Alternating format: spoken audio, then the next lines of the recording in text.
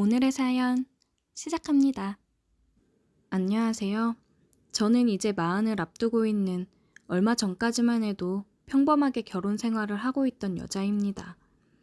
정말 믿었던 남편한테 배신당한 제 이야기를 하고자 합니다. 속상한 제 마음을 주변에 얘기할 수도 없어 이렇게라도 얘기를 해야 조금이나마 숨을 쉬고 살 수 있을 것 같아서 사연을 보내봐요. 저는 어렸을 적 아빠와 엄마가 이혼을 하시고 엄마와 단둘이 살았습니다. 이혼 사유를 저에게 알려주지 않아서 저는 그냥 이혼하고 혼자서 저를 힘들게 키우는 엄마가 안쓰러웠고 하루 12시간을 넘게 일하시는 엄마를 혼자 집에서 마냥 기다려야 했고 집에 와도 쓰러지듯 주무시는 엄마의 모습을 보면서 외롭기도 하고 엄마가 안쓰럽기도 하고 그랬어요. 아빠에 대한 원망감이 혼자 있는 시간이 많아질수록 커져갔습니다.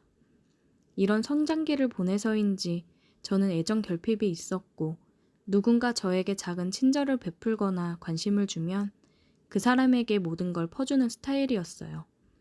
그렇게 만난 게 저희 남편이었습니다.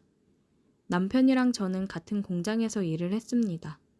부서가 바뀌고 조금 서투러하는 저에게 먼저 다가와서 상냥하게 저를 알려주고 챙겨주어서 저는 그 사람에게 끌렸고 역시나 저는 좋아하는 마음이 티가 날 정도로 그 사람에게 잘해주었어요. 가끔 도시락도 싸서 전해주고 작은 선물도 사다가 주고 그랬습니다. 그렇게 마음을 표현해서인지 남편도 제 마음을 알고는 저에게 사귀자고 이야기를 했고 그렇게 연애를 하다가 빠르게 결혼을 진행하였어요. 저는 불안정한 가정에서 자라서인지 온전한 제 가정을 빨리 만들고 싶었습니다. 결혼 과정에서 엄마는 남편과 결혼을 반대하셨어요. 돈이 없어 힘들게 살아놓고 왜 돈 없는 사람이랑 결혼해서 힘든 길을 가려고 하냐고 하시더라고요. 그런 엄마 말을 듣고 엄마에게 큰 소리를 냈습니다. 내가 부잣집에 시집이라도 가길 바라는 거야? 나 같은 애가 부잣집에 시집을 어떻게 가? 아빠도 없고 돈도 없이 가난한 내가 부잣집에 시집 가길 바라는 말도 안 되는 꿈을 꾸고 있던 거야? 꿈 깨. 엄마, 저 사람이 나 사랑해주고 만나주는 것도 나한테는 감지덕지야. 제 말을 듣고 엄마는 말없이 눈물을 훔치셨고 결국 저희 결혼을 허락해 연애한 지 6개월 만에 결혼을 했습니다. 엄마는 큰 돈은 아니지만 방 보증금에 보태라며 돈을 건네주셨고 감사하긴 했지만 또 한편으로는 언제부터 나를 챙겼다고 이제와 챙기는 척인가 못된 생각을 하기도 했습니다. 남편이랑 원룸에서 시작을 했어요. 그래도 행복했습니다. 우리 열심히 돈 모아서 더 좋은 집으로 꼭 이사 가자고 함께 다짐을 하였고 월급에서 기본 생활비를 제외하고는 다 적금에 넣었어요. 그렇게 3년을 했을까요?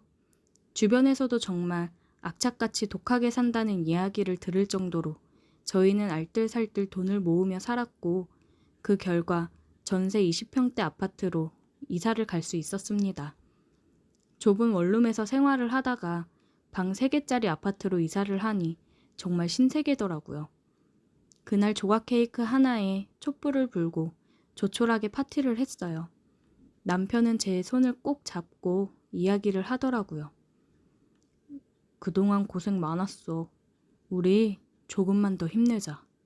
앞으로 더 좋은 집에서 행복하게 살게 해줄게. 저에게 행복하게 해주겠다 다짐하던 남편. 저는 남편에게 아파트로 이사를 하기도 했으니 이제 슬슬 아이를 낳는 건 어떠냐고 했더니 남편은 단호하게 거절을 하더라고요. 아직은 아이를 낳기에는 우리가 금전적으로 많이 여유가 있는 것도 아니고 조금 더 자리를 잡으면 낳고 싶다고 하더라고요. 이 가난을 우리 아이에게는 물려주고 싶지 않다고요. 저는 아이를 더 늦기 전에 낳고 싶었지만 남편의 의견을 존중하기로 했습니다.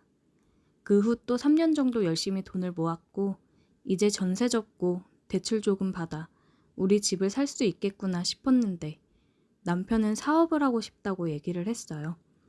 언제고 월급쟁이로 있을 수는 없다며 사업 욕심이 있었습니다. 하지만 저는 그냥 따박따박 월급 나오는 게 최고라며 사업 욕심이 있는 남편을 말렸고 그렇게 끝난 줄 알았는데 저에게 상의도 없이 퇴사를 했고 퇴직금과 여태 모았던 돈을 본인 사업하는 데 다 쏟아부었습니다. 어떻게 한마디 상의도 없이 그럴 수 있냐고 얘기를 했는데 조금만 기다려달라며 진짜 금방 행복하게 해주겠다고 이젠 고생 끝이라고 얘기를 하는 남편은 이미 사업에 눈이 돌아간 상태였어요. 제가 뭐라고 하든 귀에 들어오지도 않겠구나 싶었습니다. 그렇게 사업을 한다고 몇 달쯤 지났을까요? 남편이 돈 좀 모아놓은 게 없냐고 하더라고요. 당신이 다 가져다가 써놓고 돈이 어디 있냐고 하니 장모님한테 돈 좀 어떻게 빌릴 수 없냐고 하길래 자기 혼자 먹고 사는 것도 빠듯한 사람인데 돈은 무슨 돈이냐며 없다고 딱 잘라 얘기를 했습니다. 남편은 목돈 좀 마련되면 더 빨리 잘 될 것 같다며 여기저기 돈을 빌리려고 하는 것 같더라고요. 저는 너무 성급하게 하려고 하지 말고 천천히 키워나가면 되지 않겠냐고 얘기를 했습니다. 그리고 2주 정도 흐르고 남편이 이번에 진행했던 일이 잘 풀렸다고 앞으로 바빠질 거라고 얘기를 했어요. 그러다 우연히 남편 사업 관련 통장을 받고 내역을 보니 저희 엄마 이름으로 2억이라는 돈이 입금되어 있는 걸 봤습니다. 남편한테 이게 뭐냐고 물어보니 실은 장모님한테 연락드려서 돈 좀 부탁드렸다고 하더라고요. 덕분에 지금 이렇게 잘 되지 않았느냐고 몇 달 안으로 장모님이 해주신 돈 이자까지 해서 금방 드릴 수 있을 거라고 하는데 저한테 아무 말도 없이 돈을 해준 엄마한테 화가 나더라고요. 엄마한테 가서 무슨 돈이 있어서 돈을 해준 거냐고 물어보니 집 담보대출이랑 보험대출 싹싹 긁어모아 해준 돈이라고 했어요. 장난하냐고 엄마는 그럼 앞으로 뭐 먹고 살 거냐고 했더니 일한다고 너한테 신경도 많이 못 써주며 키웠는데 결혼해서 김서방이 어렵다고 하는데 외면할 수가 없었다고 그 돈만 있으면 우리 딸 바로 호강시켜줄 수 있다는데 어떻게 안 해주냐고 하시더라고요. 마냥 고맙지 않았어요.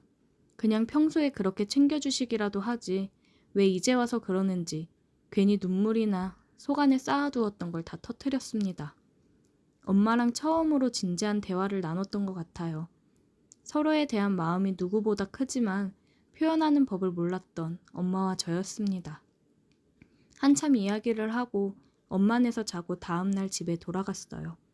남편은 계속 승승장구했고 그래서인지 매번 바쁘다며 집에 들어오는 시간이 늦어졌고 집에 들어오는 날은 와이셔츠에 여자 향수 냄새가 가득했습니다. 요즘 저를 대하는 태도도 많이 달라졌어요. 엄마에게 받았던 투자금도 언제 줄 거냐고 물어보면 신경질적으로 그걸 떼어먹겠냐며 대답을 했습니다. 저는 남편 행동에 이상한 낌새를 느끼고 그러면 안 되지만 흥신소 업체에 부탁을 해서 남편 뒷조사를 했어요. 그쪽에서 찍어준 영상과 사진에는 남편이 한 여자와 다정하게 있는 모습들이 가득했습니다. 그 여자와 매번 오피스텔에 들어갔다 나오더라고요. 딴살림을 차렸던 거예요.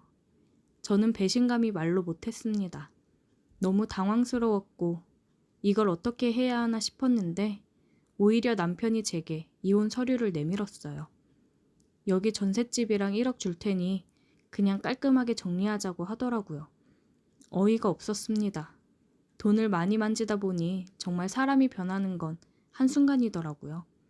엄마한테 받아간 돈은 2억이고 같이 모았던 돈까지 다 가져가 놓고 이 전셋집이랑 1억은 어떻게 책정을 하고 준다는 거냐고 하니까 자기가 돈 많이 벌어서 가정 가구도 바꿨고 생활비도 많이 쓰지 않았냐고 말도 안 되는 소리를 하더라고요. 그 이후로 남편은 집을 나갔고 집에 들어오지 않았습니다. 남편은 제가 남편 말이라면 아무 말 않고 다 들어주고 받아줬기 때문에 이혼도 순순히 할 거라고 생각을 했나 봅니다. 평생 행복하게 해주겠다고 하던 남편이 돌아선 순간 이미 저도 마음이 완전히 돌아섰습니다. 저를 버렸다는 배신감에 너무 큰 충격을 받았고 저 사람을 무너뜨려 버려야겠다고 생각을 했어요. 저는 변호사를 선임해서 남편의 외도 증거와 저희 엄마께서 투자금 명목으로 돈을 해주신 내역 등을 전했고 소송을 진행하였어요. 재판부 결과는 투자금과 모았던 돈을 남편이 혼자 가져다가 쓴 금액, 그리고 위자료 명목으로 총 5억 원의 지급 명령이 내려졌고 남편은 네가 이렇게 독할 줄 몰랐다며 다시는 보지 말자고 5억 원을 주고 떠났습니다. 저는 여기서 끝내지 않았어요. 남편이 사업이 잘 풀린 건 제가 공장 사장님 인맥 동원해서 여기저기 찾아다니며 거래업체 연결해가며 공장 일 하랴 사람들한테 부탁하랴 저도 굉장히 바쁘게 지냈습니다. 남편은 그런 제 노력도 모르고 자기 혼자 성공했다며 어깨가 한껏 하늘로 솟아올랐었겠죠. 사업하겠다고 잔뜩 힘들어가 있는 사람 기 살려주고자 뒤에서 그렇게 노력을 했으니까요. 저는 공장 사장님을 비롯해서 제가 여기저기 발로 뛰며 연결했던 사장님들을 찾아가 최대한 불쌍한 척하며 남편이 한 짓들을 모두 알렸고 사장님들은 인간 말종 같은 놈 거리에 나앉게 해주겠다며 걱정하지 말라고 저를 위로해 주셨습니다.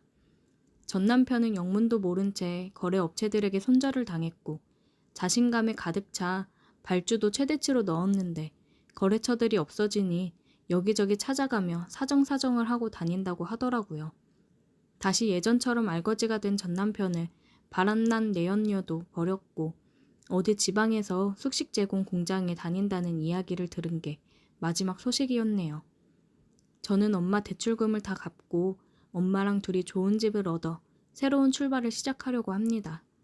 남편은 잃었지만 몇십 년간 묵혀있던 엄마에 대한 원망의 마음들이 풀려서 오히려 다행이라고 생각해요.